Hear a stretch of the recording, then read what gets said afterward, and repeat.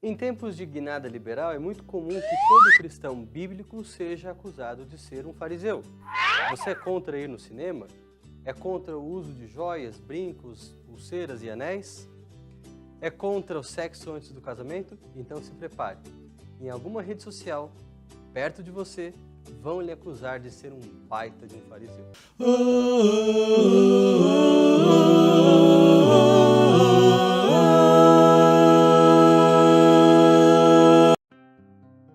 É bem verdade que muita gente que usa indiscriminadamente o termo nem sabe o seu real sentido.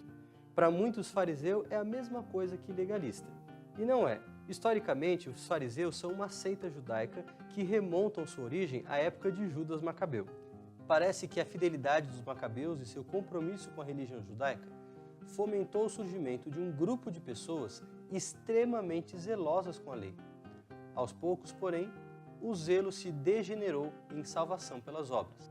Resumo da ópera: nem todos os fariseus eram legalistas, mas tinham em comum um zelo pelas coisas certas. E o que seria um legalista? Legalista não é aquela pessoa que ama a lei de Deus e quer obedecê-la. Esse grupo aí se chama cristão. Legalistas são os que querem se salvar pela obediência à lei, como se fosse possível perfeição completa de pecadores.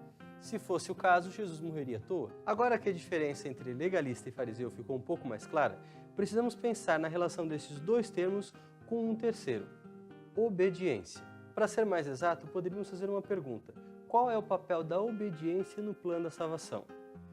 E em que a obediência afeta o cristão, em quais áreas da sua vida?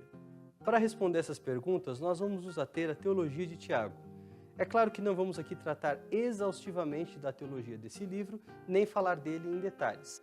Apenas vamos contemplar o que Tiago fala a respeito da obediência no contexto da salvação.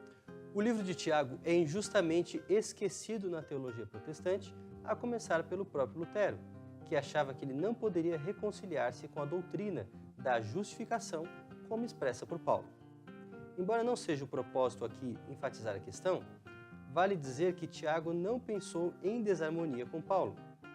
Estamos diante de uma abordagem diferente, em virtude de ambos lidarem com distintas situações e audiências.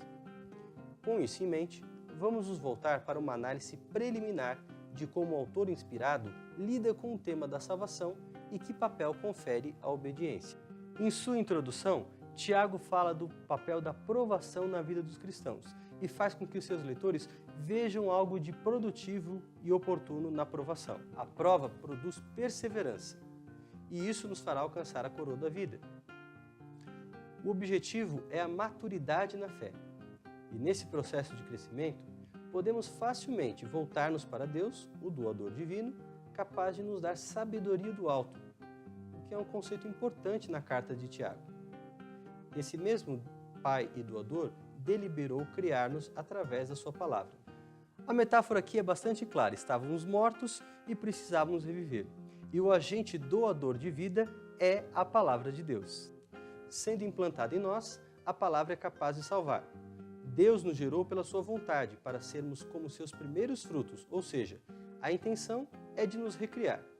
A relação com a palavra possui uma abordagem muito prática na epístola.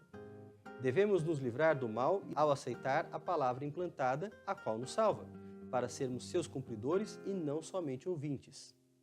Inclusive se afirma, por exemplo, que a religião não é uma prática ascética ou intelectual, mas algo visível, uma nova visão do mundo.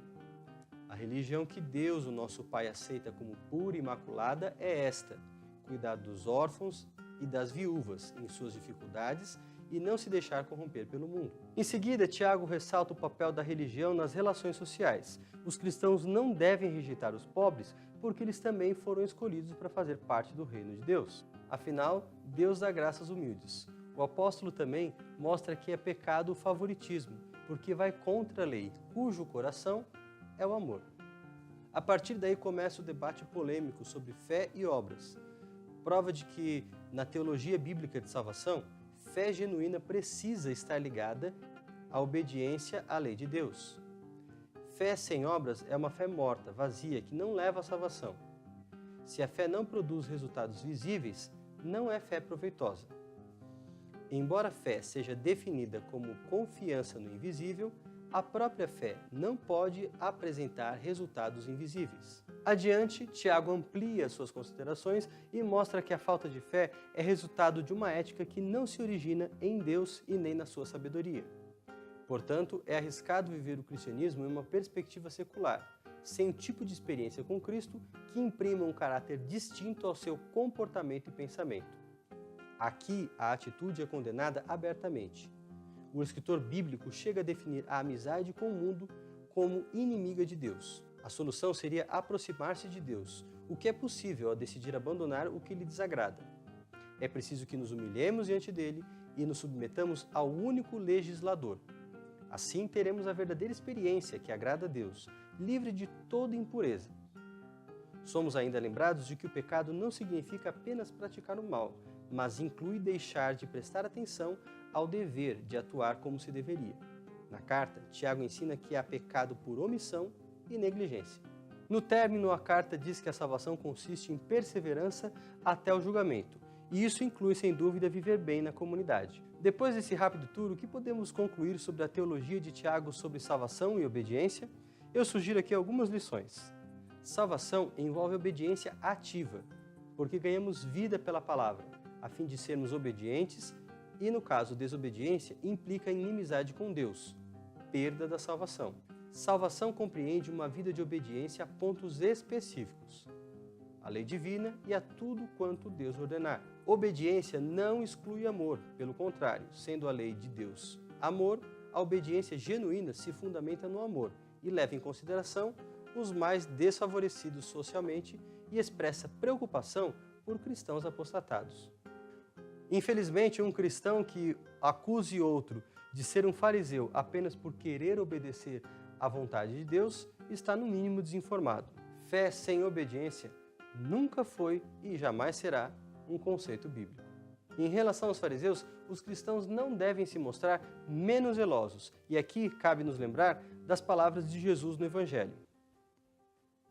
Pois eu lhes digo que se a justiça de vocês não for muito superior à dos fariseus e mestres da lei, de modo nenhum entrarão no reino dos céus. E você, o que pensa a respeito dessa polêmica?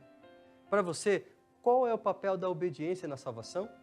Deixe aqui a sua opinião nos comentários, também compartilhe o nosso vídeo. E se você não for um inscrito, aproveite a oportunidade e junte-se ao grupo Todavia. A cada semana temos um vídeo novo e esperamos por você na próxima semana. Um forte abraço!